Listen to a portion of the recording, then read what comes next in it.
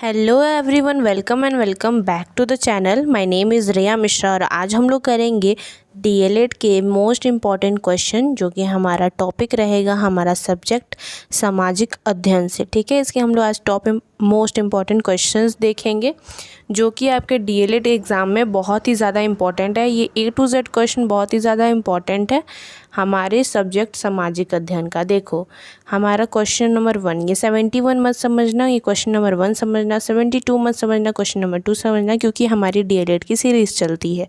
अगर आप चैनल से जुड़े होंगे तो आपको पता होगा इस सीरीज़ के बारे में।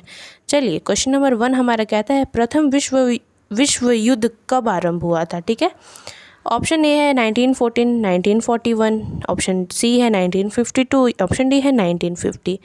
ठीक है, तो देखो, हमारा प्रथम विश्व युद्ध 1914 में शुरू हुआ था, यानी कि हमारा ऑप्शन नंबर ए एकदम सही होगा। ठीक है, साथ में ही मैं आपको बता दूं कि जो 1918 तक जारी रहा, ठीक है, मैं बता दूं 1914 से लेके ये 1918 तक हमारा फर्स्ट वर्ल्ड वॉर चला, यानी कि प्रथम विश्व युद्ध चला। ठीक है, आरंभ 1914 में हुआ, चला कब तक, 1918 तक। ठीक है, चलिए क्वेश्चन नंबर 72 देखेंगे। क्वेश्चन नंबर 72 हमारा कहता है, निम्नलिखित में से कौन सा देश चावल का प्रमुख उत्पादक है। ठीक है, ऑप्शन ए कहता है चीन, ऑप्शन बी कहता है पाकिस्तान, ऑप्शन सी कहता है मलेशिया, ऑप्शन डी कहता है मिस्र। ठीक है, देखो, हमारा चावल का प्रमुख उत्पादक देश जो है ना, वो है चीन। ठीक है, उसके बाद चावल का दूसरा प्रमुख उत्पादक देश हमारा इंडिया है, हमारा भारत है। ठीक है, तो फर्स्ट पे हमारा चीन है, सेकंड पे हमारा भारत है। चलिए क्वेश्चन नंबर 73 देखेंगे। किसी रेशे को उगाने के लिए पाले से मुक्त दिनों की आवश्यकता होती है, कपास, जूट, नायलॉन या इनमें से कोई नहीं। देखो, हमारा ना कपास जो है, कपास ऑप्शन ए, एक सेकंड, हाँ, कपास को उगाने के लिए उच्च तापमान, हल्की वर्षा या सिंचाई तथा 210 पाले रहित दिनों 210, ठीक है, की आवश्यकता होती है। ठीक है, कपास हमारा ऑप्शन ए सही है, जिसको 210 पाले से मुक्त दिनों की आवश्यकता होती है। ऑप्शन ए हमारा सही है। चलिए क्वेश्चन नंबर 74 देखते हैं। क्वेश्चन नंबर हमारा 74 क्या कहता है। 74 कहता है ना, हिंद स्वराज के लेखक कौन थे। ऑप्शन ए कहता है मोहम्मद अली जिन्ना, ऑप्शन बी कहता है महात्मा गांधी, ऑप्शन सी कहता है आगा खान, ऑप्शन डी कहता है राजेंद्र प्रसाद। देखो, हिंद स्वराज के लेखक जो थे ना, वो महात्मा गांधी थे, यानी कि हमारा ऑप्शन नंबर बी एकदम सही हो जाएगा। ठीक है, इसकी मूल रचना जो थी वो 1909 में हुई थी, 1909 में प्रकाशित हुई थी। ठीक है, गुजराती भाषा में हुई थी, ना कि कोई कॉमन हिंदी में नहीं हुई थी, गुजराती में हुई थी, 1909 में हुई थी। किसके द्वारा हुई थी, लेखक हमारे महात्मा गांधी थे। चलिए क्वेश्चन नंबर 75 देखेंगे। यूरोप में कागज़ बनाने का पहला कारखाना कहाँ खोला गया, इंग्लैंड में, रूस में, जर्मनी में या इटली में। ठीक है, तो हमारा यूरोप में कागज़ बनाने का पहला कारखाना जो था ना, वो हमारा जर्मनी में खोला गया था, यानी कि हमारा ऑप्शन नंबर सी सही हो जाएगा।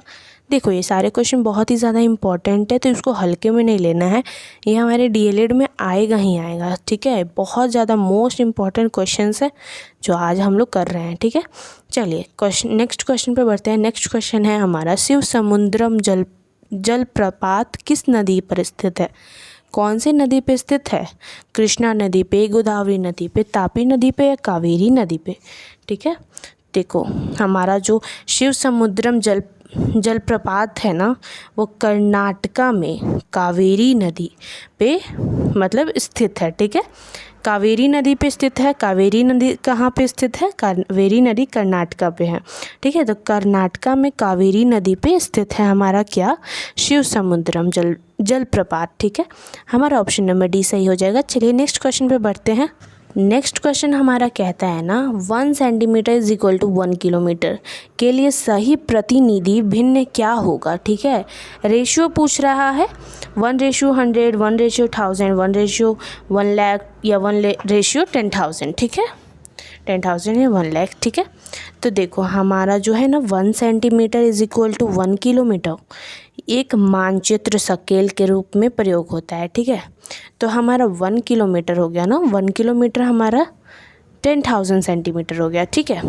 और 1 सेंटीमीटर अपन 10,000 सेंटीमीटर, तो हमारा रेशियो क्या बनेगा 1/100,000, ठीक है। तो हमारा ऑप्शन नंबर कौन सा सही होगा वो आप बताएंगे, ठीक है। देखो 3 जीरो आ रहा है, ठीक है।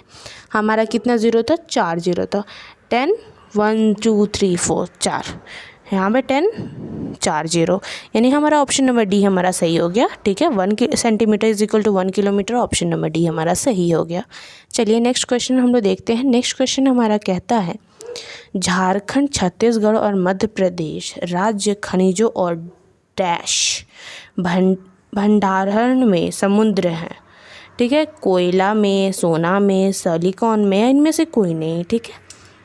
देखो झारखंड, छत्तीसगढ़ और मध्य प्रदेश राज्य खनिजों और कोयला का भंडारण, ठीक है, कोयला का, ठीक है। झारखंड, छत्तीसगढ़ और मध्य प्रदेश राज्य खनिजों और कोयला का भंडारण में समुद्र है, ठीक है। चलिए नेक्स्ट क्वेश्चन हम लोग देखेंगे, क्वेश्चन नंबर 79, जो कि कहता है खनिजों को संरक्षित करने की आवश्यकता क्यों की। इसमें बोल रहा है खनिजों को संरक्षित करने की आवश्यकता है क्योंकि, ठीक है। यानी कि हमारा स्टेप पूछ रहा है, वे नवीकरणीय हैं, वे तेज़ी से घट रहे हैं, देश के औद्योगिक विकास के लिए इसकी आवश्यकता होती है, इसका निर्माण बहुत तेज़ होता है। अब हमें बताना है 1 2 सही है, 2 3 सही है, 3 4 सही है, या ये सभी सही है, ठीक है। तो हमारा 79 का हमारा जो होगा ना, सुनो पहले एक्सप्लेनेशन सुनो, उसके बाद आंसर सुनना। देश के औद्योगिक विकास के लिए ना खनिजों की आवश्यकता तेज़ी से हो रही है, ठीक है, ठीक है। तो जिससे वह तेज़ी से घट भी रहा है, क्या, खनिज। इसलिए खनिजों की संरक्षित करने के लिए हमें इसकी आवश्यकता होती है, ठीक है। हमारा ऑप्शन नंबर बी जो होगा ना वो सही हो जाएगा, ठीक है। वे तेज़ी से घट रहे हैं, ठीक है। आपने मेरी बात सुनी होगी तो आपको समझ में आ गया होगा कि हमारा ऑप्शन नंबर सी नहीं बी सही है।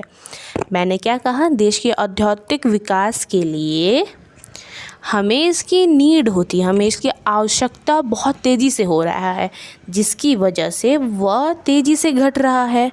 तो खनिजों को संरक्षित करने के लिए हम करने की आवश्यकता है क्योंकि वह तेज़ी से घट रहा है, ठीक है।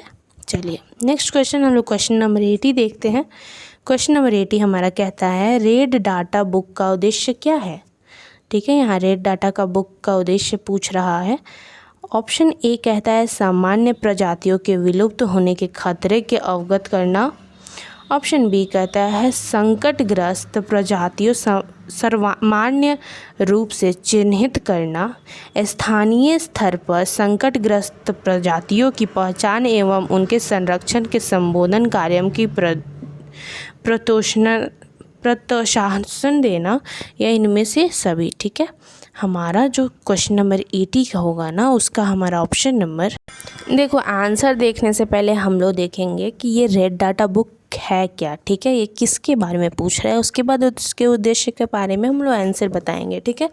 तो देखो रेड डाटा बुक एक दस्तावेज है जो किसी देश या राज्य में जानवरों, पौधों, कछुओं की विशिष्ट लुप्त प्राय प्रजातियों का डाटा रखता है, ठीक है। उसको हम लोग रेड डाटा बुक कहते हैं, ठीक है। जैसे कि हमारा रिसेंटली टाइगर का रेड डाटा बुक बना है, ठीक है। और वो डिफरेंट कल्चर से, मतलब इंडिया में कितना है, अमेरिका में कितना है, उसका रेड डाटा बुक हमारा निकाला गया है, ठीक है। टाइगर का एग्जाम्पल रखते हैं, ठीक है। तो हमारा ऑप्शन नंबर जो डी है ना वो सही हो जाएगा। ये तीनों ऊपर जो लिखा गया है ना वो उसका उद्देश्य है, ठीक है। किसका, रेड डाटा बुक का। रेड डाटा बुक क्या है वो मैंने आपको बता दिया। चलिए क्वेश्चन नंबर 81 देखते हैं, यानी कि हम लोग क्वेश्चन नंबर नेक्स्ट क्वेश्चन देखते हैं। नेक्स्ट क्वेश्चन हमारा कहता है सौर ऊर्जा उत्पादन करने के लिए प्रयुक्त विधि क्या है, ठीक है। फोटोवोल्टिक, फोटोडायोड, फोटोहोलिक, ठीक है। इनमें से कोई भी नहीं। तो हमारा ऑप्शन नंबर ए जो है ना वो सही हो जाएगा, फोटोवोल्टिक, ठीक है। अब ये क्या है, फोटोवोल्टिक एक सेल के माध्यम से सौर ऊर्जा को विद्युत ऊर्जा में बदलता है, ठीक है, बदल जाता है, ये कह लो, या बदल देता है या बदलता है, ठीक है। चलिए नेक्स्ट क्वेश्चन हम लोग देखते हैं। नेक्स्ट क्वेश्चन हमारा कहता है इनमें से कौन सा इस्पात केंद्र के समुद्र के निकट है, ठीक है, विशाखापट्टनम, बोकारो, भिलाई या जमशेदपुर, ठीक है। तो हमारा जो ऑप्शन नंबर ए सही होगा, जो हमारा ऑप्शन नंबर ए है विशाखापट्टनम, वो हमारा इस्पात केंद्र के समुद्र के एकदम निकट है, ठीक है। बंगाल की खाड़ी आपको पता ही होगा कि निकट आंध्र प्रदेश में स्थित है ये, ठीक है। इसकी स्थापना जो है ना वो चौथी पंचवर्षीय योजना में हुई थी, ठीक है। जो हमारा 4th पंचवर्षीय 5 ईयर प्लान था ना, उसमें इसकी स्थापना हुई थी, ठीक है, स्थापना हुई थी। चलिए नेक्स्ट क्वेश्चन हम लोग देखते हैं। बिहार में सर्वप्रथम नगर निगम की स्थापना कहाँ की गई थी? आरा में की गई थी, पटना में की गई थी, गया में की गई थी या मोतिहारी में की गई थी? तो इसका ना हम लोग का पटना आंसर होगा, ठीक है। बिहार में सर्वप्रथम नगर निगम की स्थापना 1952 में पटना में की गई थी, ठीक है। चलो साथ में ही ये भी जान लो कि वर्तमान में जो बिहार में 19 नगर निगम है, प्रत्येक नगर निगम के अध्यक्ष महापौर होता है, ठीक है। चलिए हमारा ऑप्शन नंबर बी सही हो गया। चलिए नेक्स्ट क्वेश्चन देखते हैं। क्वेश्चन कहता है किस देश में ओम्बोलिक खेल का विरुद्ध नस्ल पर आधारित है? ऑप्शन ए है फिलिप्स, ऑप्शन बी है मैक्सिको, ऑप्शन सी है रूस, ऑप्शन डी है नीदरलैंड, ठीक है। तो हमारा इसका ना ऑप्शन नंबर बी सही होगा, मैक्सिको। 1968, देखो मैं ईयर भी बता रही हूँ तो ईयर को भी ध्यान रखना है क्योंकि ये सारे के सारे क्वेश्चन बहुत ज़्यादा इंपॉर्टेंट है। 1968 में मैक्सिको में आयोजित ओलंपिक खेल का विरोध नस्ल पर आधारित था, ठीक है। किस पे आधारित था? नस्ल पे। चलिए नेक्स्ट क्वेश्चन देखते हैं। नेक्स्ट क्वेश्चन हमारा कहता है स्थानीय निकाय चुनाव में महिलाओं को 50% सीट आरक्षित करने वाला भारत का पहला राज्य कौन है?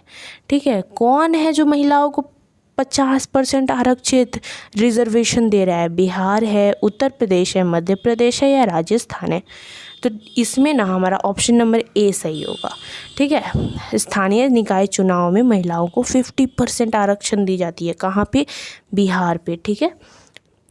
जो हमारा 21 राज्यों व 2 केंद्रशासित प्रदेश के स्थानीय निकाय चुनाव में महिलाओं को 50% की सीट दी जाती है, किसमें? आरक्षण के रूप में। चलिए नेक्स्ट क्वेश्चन हम लोग देखेंगे। भारत में राज्य सरकार का प्रमुख कौन होता है? राष्ट्रपति होता है, प्रधानमंत्री होता है, मुख्यमंत्री होता है या राज्यपाल होता है? ठीक है, तो हमारा ऑप्शन नंबर सी सही होगा। भारत में राज्य सरकार का प्रमुख हमारे मुख्यमंत्री होते हैं, ठीक है। चलिए नेक्स्ट क्वेश्चन बढ़ते हैं। नेक्स्ट क्वेश्चन हमारा कह रहा है ना, इनमें से किस देश को सामाजिक विभेद के कारण विखंडन का सामना करना पड़ा? ठीक है, श्रीलंका को, बेल्जियम को, यूगोस्लाविया को या भारत को? ठीक है, जो हमारा ऑप्शन नंबर सी है ना, यूगोस्लाविया, ये हमारा सही ऑप्शन होगा, सही आंसर होगा, ठीक है। यूगोस्लाविया को सामाजिक विभेद के कारण विखंडन का सामना करना पड़ा है, ठीक है। यूगोस्लाविया को सामाजिक विभेद के कारण विखंडन का सामना करना पड़ा, ठीक है। चलिए नेक्स्ट क्वेश्चन हम लोग देखते हैं। नेक्स्ट क्वेश्चन कहता है विभिन्न स्तरों पर सरकारों के बीच साझा की गई शक्ति की डैश भी कहा जाता है, ठीक है। क्या कहा जाता है? शैक्षिक वित्तकरण, उर्ध्वर वित्तकरण, ठीक है। ऑप्शन सी है तिरछा वित्तकरण या इनमें से कोई नहीं, ठीक है। हमारा 88 का ना ऑप्शन नंबर बी सही होगा, ऊर्ध्वाधर वित्तकरण, ठीक है, हमारा ये सही होगा। देखो, विभिन्न स्तरों पर सरकारों के बीच साझा की गई शक्ति को ऊर्ध्वाधर वित्तकरण भी कहा जाता है, यानी सत्ता का वितरण ऊपर से नीचे के क्रम में होता है, ठीक है। चलो नेक्स्ट क्वेश्चन हम लोग देखते हैं। नेक्स्ट क्वेश्चन हमारा कहता है, एक सेकेंड, हमारा क्वेश्चन नंबर 89 है ये, जो कि कह रहा है भारत में पंचायती राज, देखो पंचायती राज पे भी क्वेश्चन है, ये तो इम्पॉर्टेंट क्वेश्चन है, व्यवस्था का क्या महत्व है, महत्व पूछ रहा है। वो स्थानीय स्वशासन देखते हैं, केंद्रीकृत शासन देखते हैं, धार्मिक प्रशासन देखते हैं, या सैन्य नियंत्रण देखते हैं। ठीक है, इसमें ना हमारा ऑप्शन नंबर ए सही होगा। भारत में पंचायती राज व्यवस्था का महत्व ये है कि वो स्थानीय स्वशासन देखते हैं। ठीक है, देखो ये भारत के सभी, देखो ऑप्शन ए हम कर लेते हैं, उसके बाद एक्सप्लेन करते हैं। हमारा ना भारत के सभी राज्यों में जमीनी स्तर पर लोकतंत्र के निर्माण हेतु राज्य विधानसभाओं द्वारा स्थापित किया जाता है। ठीक है, चलिए ये हमारा लास्ट क्वेश्चन है, क्वेश्चन नंबर 90। ठीक है, इस सीरीज़ का, कौन सी सीरीज़, सामाजिक अध्ययन का। ठीक है, इसको भी देख लेना, ये बहुत मोस्ट इम्पॉर्टेंट है। पूछ रहा है किस वर्ष रूसी क्रांति ने आर्थिक लोकतंत्र की नींव को मजबूत प्रदान की थी। ठीक है, 1915, 1917, 1919 या 1921। देखो हमारा जो 1917 का पीरियड था ना, वो रूसी क्रांति ने आर्थिक लोकतंत्र की नींव को मजबूती प्रदान की थी। ठीक है, अब आर्थिक लोकतंत्र की मजबूत करने के लिए लेनिन ने नई आर्थिक नीति यानी कि NEP शुरू की थी। ठीक है, 1917 NEP शुरू हुई थी। ऑप्शन नंबर बी हमारा सही होगा। देखो बच्चा लोग, हमारा ये था आज का टॉप मोस्ट इम्पॉर्टेंट क्वेश्चन जो हमने अच्छे से कंप्लीट कर लिया। वीडियो पसंद आई होगी तो चैनल को सब्सक्राइब करना, कमेंट में ज़रूर बताना कि नेक्स्ट DLED पे कौन सा टॉपिक पे वीडियो चाहते हो, कौन से सब्जेक्ट के साथ। ठीक है, मिलते हैं नेक्स्ट वीडियो में। पसंद आया तो ज़रूर में कमेंट में बताना कि कैसा लगा। चलिए चैनल को सब्सक्राइब और दोस्तों में शेयर ज़रूर कर लीजिएगा। मिलते हैं नेक्स्ट वीडियो लेक्चर में।